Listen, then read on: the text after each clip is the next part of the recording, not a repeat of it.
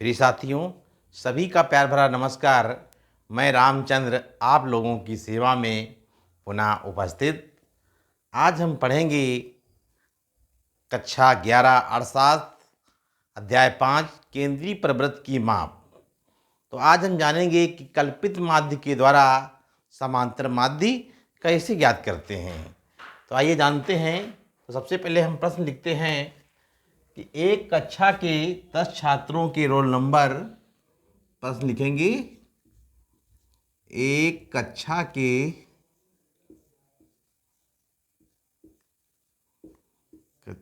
के 10 छात्रों के रोल नंबर। एक कक्षा के 10 छात्रों के रोल नंबर तथा प्राप्तांक निम्नलिखित हैं। निम्नलिखित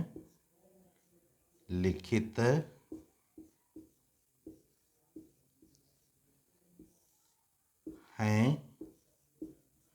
लघुरीति द्वारा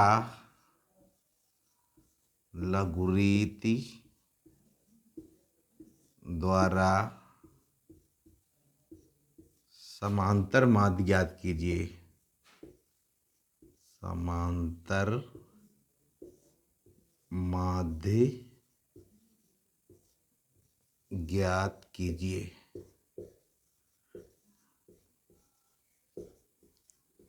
तो लघुरीति द्वारा समांतर माध्य ज्ञात कीजिए। तो सबसे पहले एक तरफ हम लिख लेंगे रोल नंबर,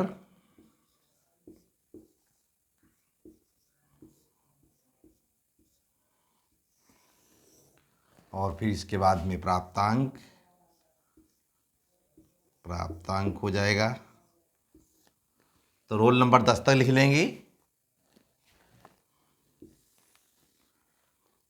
1 2 3 4 5 6 7 8 9 और 10। इसके बाद में प्राप्तांक लिख देंगे। प्राप्तांक में अंक हैं 30 28 32। 30 28 32, 30 28 32, 12 18 12 18, 20 25 15, 20 25 15, 26 14, 26 और 14। तो ये एक तालिका तुम लोगों को दी होगी। रोल नंबर दिए गए होंगे परीक्षा में और प्राप्तांक दिए होंगे। तो बताएगा कि जैसे बताएगा प्रश्न में इस तरीके से आएगा। एक कक्षा के 10 छात्रों के रोल नंबर और प्राप्तांक निम्नलिखित हैं। लघुरीति के द्वारा समांतर माध्य ज्ञात कीजिए। तो लघुरीति के द्वारा समांतर माध्य कैसे ज्ञात करेंगे, तो ध्यान दीजिए। तो सबसे पहले हम क्या लिख लेंगे, यहाँ पर प्राप्तांक की जगह पर इसको x लिख लेंगे। क्या लिखेंगे, इसको ब्रैकेट में हम x लिख लेंगे। और फिर इसके बाद में लिखेंगे कल्पित माध्य से विचलन dx। कल्पित माध्य से विचलन। कल्पित माध्य से विचलन और फिर क्या लिखेंगे, dx। यहाँ पे लिख लेंगे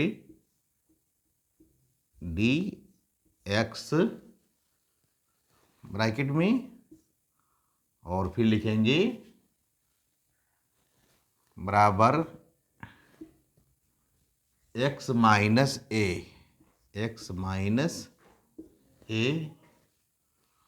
और या फिर ऐसे लिख लेंगे ब्रैकेट में a बराबर यानी जो भी हम कल्पित माध्य मानेंगे, इसमें से किसी भी समांक माला में किसी भी संख्या को हम कल्पित माध्य मान लेंगे। जैसे हम कल्पित माध्य हम 25 को मान लें, किसको मान लें? 25 को। तो लिखेंगे यहाँ पर a बराबर कितना लिखेंगे? 25 लिखेंगे। अब 25 संख्या अगर अधिक है तो हम प्लस में लिखेंगे, 25 संख्या कम है तो माइनस में लिखेंगे। तो लिखेंगे भाई, तो सबसे पहले हम लिखेंगे इसको, तो 25 और कितना होता 30, 25 और 5 30, तो यहाँ प्लस के कितने आएंगे? 5 आएंगे। फिर इसके बाद में 28 है तो प्लस के कितने आएंगे? 3 आएंगे। फिर इसके बाद में 32 है तो 25 और 7 कितना होता है? 32, यानी ज़्यादा है तो प्लस के आएंगे, 25 7 32 होता है। इसके बाद में 12 है तो कितने कम है 25 में? 12, तो उधर 8 और 5 13, यानी प्लस माइनस के 13 कम है। यानी 25 जो कल्पित माध्यम संख्या मानेंगे, अगर उससे कम है तो हम कहाँ में लिखेंगे? माइनस में। अगर कल्पित माध्य से जो मानना है, अगर उससे संख्या अगर अधिक है तो हम प्लस में लिखेंगे। तो इस तरीके से जैसे 18 दिया हुआ है, तो 18 में क्या है कि 25 में कितने कम है? 18 में 18 7 25 होता है, तो माइनस के 7 यहाँ आ जाएंगे। फिर इसके बाद में 20 दिया है तो माइनस के 5 कम है, लिखेंगे यहाँ पे क्या जाएगा? 0। फिर दिया है 25 में कितने कम है? 15 दिया है, माइनस के 10 कम है। इसके बाद 26 दिया तो प्लस का कितना हो जाएगा? 1 हो जाएगा।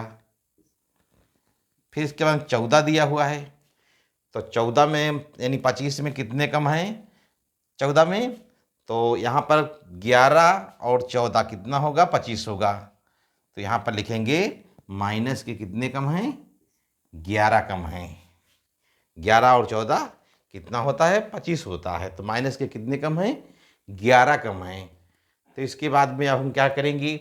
प्लस वाले एक तरफ जोड़ेंगे और माइनस वाले एक तरफ जोड़ करके हम क्या ज्ञात करेंगे? यानी कहने का मतलब सिग्मा dx ज्ञात करेंगे। क्या ज्ञात करेंगे? सिग्मा dx ज्ञात करेंगे। तो इधर हम संख्याओं को लिख लेंगे। सबसे पहले प्लस वाली संख्याएं लिखेंगे। प्लस के जस्ट कितना था? 5 था, तो 5 लिखेंगे। फिर प्लस का कितना था? 3 था, 3 लिख लेंगे।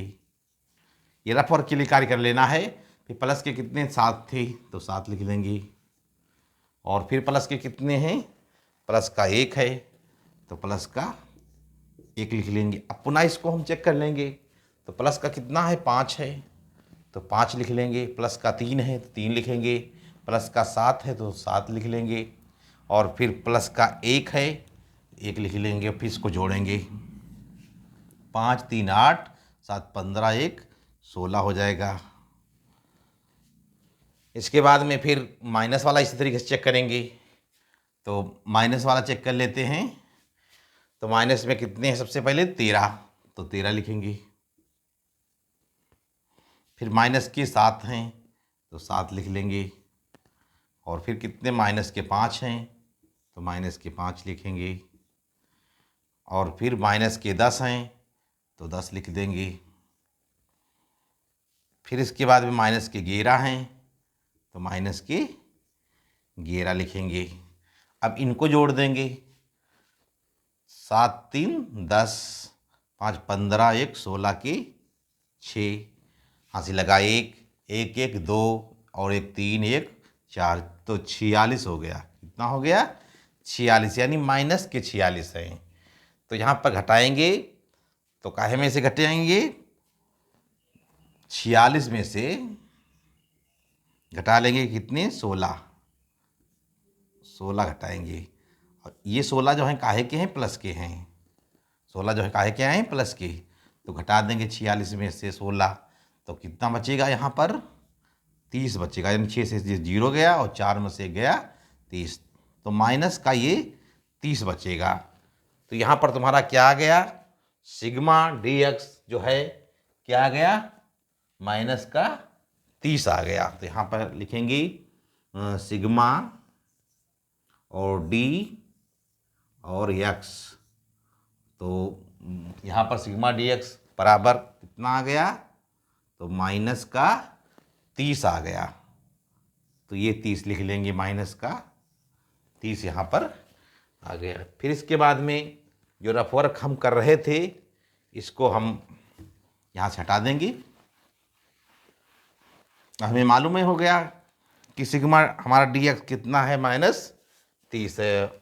और यहाँ पर पदों की संख्या n बराबर कितना हो जाएगा, n बराबर 10, पदों की संख्या 10 हो जाएगी।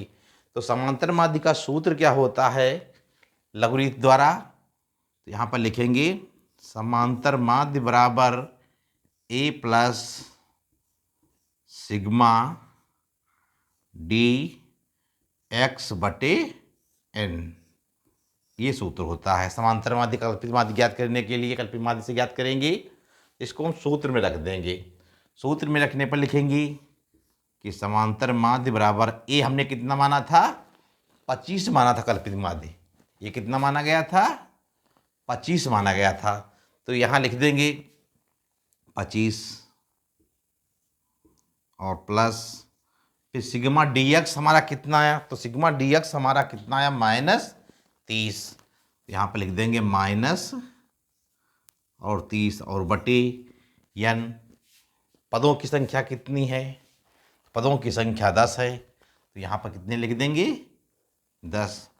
अब यहाँ पर फिर लिखेंगे समांतर माध्य बराबर 25 प्लस के हैं और माइनस, इसको हम काट देंगे दोनों को, या 10 से 30 को हम भाग दे दें तब भी वही उत्तर आ जाएगा, या फिर 0 0 हम काट देंगे तो कितना आ जाएगा, 25 प्लस के हैं, तो यहाँ पर लिखेंगे 25, तो प्लस के हैं और माइनस के कितने हो जाएंगे, 3। तो 25 में से 3 हम घटा देंगे तो समांतर माध्य हमारा प्रिय साथियों कितना आ जाएगा, 22 आ जाएगा। तो इससे क्या होता है कि किसी भी समंकमाला में हम किसी को कल्पित माध्य मान लेंगे, फिर भी उत्तर हमारा वही आ जाएगा। तो प्रिय साथियों, अगर आपको ये वीडियो पसंद आ रहा हो तो हमारे चैनल को सब्सक्राइब करें और लाइक करें। हमारे चैनल पर कक्षा 11 अर्थशास्त्र, कक्षा 12 अर्थशास्त्र, कृषि अर्थशास्त्र तथा मोटिवेशन की ऑनलाइन कक्षाएं चल रही हैं।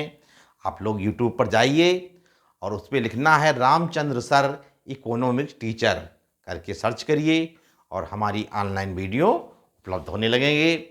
और गूगल पर जाइए, उस पर भी लिख लीजिए कि Ramchandra sir economics teacher, Ramchandra sir economics teacher लिख दीजिए या इकोनॉमिक्स टीचर लिख दीजिए, बात वही है। या फिर रामचंद्र सर अर्थशास्त्र शिक्षक हिंदी में लिख दीजिए, तब भी हमारा चैनल मिल जाएगा आप लोगों को। और सब्सक्राइब कर लीजिए और बेहतरीन से बेहतरीन आपको ऑनलाइन कक्षाएं उपलब्ध कराई जाएंगी जो कि आपके लिए बहुत उपयोगी होंगी और आपके समझ में सही तरीके से आएगा और आनंद उठाएंगे। तो आज हमने जाना कि कल्पित माध्य के द्वारा समांतर माध्य हम कैसे ज्ञात करते हैं।